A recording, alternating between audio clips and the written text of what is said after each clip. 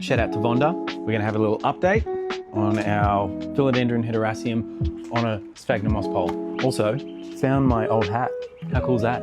So Vonda, help me Vonda, help me Vonda, was curious about this. I had two, but I gave one of them away. This is the only one that I have right now, and I'm pretty happy with it because it's pretty much grown all the way around and all the way up. There's just one little sliver back here that didn't quite take off, but the rest of it's looking great. So the idea here was that I planted a bunch of little cuttings all over the place, hoping that they would grow up this moss pole, similar to how they are now. I've also got some of these stick thingies. I think it makes it look a bit more appealing. Also, if you wrap it all the way around, like this one over here, it definitely looks a lot more appealing, especially when it's got a big monstera on it, something like that.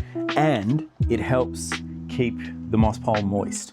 Not so much happening over here because it's more of a stabilizer, but it helps with the aesthetics. We're starting to get a little bit long as well. Starting to outgrow the moss pole just a little bit, which is cool. So yeah, Philodendron Hederaceum on a moss pole. I could extend it. I don't know if that's gonna work out. To be honest with you, I've got some other Hederaceums that I'd rather have kick off. Like this one. What's going on down here? That's not looking health. Relieve that one of its post. That's had a good life. That did a lot of great work. And I'm just noticing up here, there's a little bit of stuff that has just died off. Okay, so all of that's dead, right? Get rid of that. But on the end of it, it had all of this alive bit, even with some new growth. How weird. We'll put that aside. There's another one down here.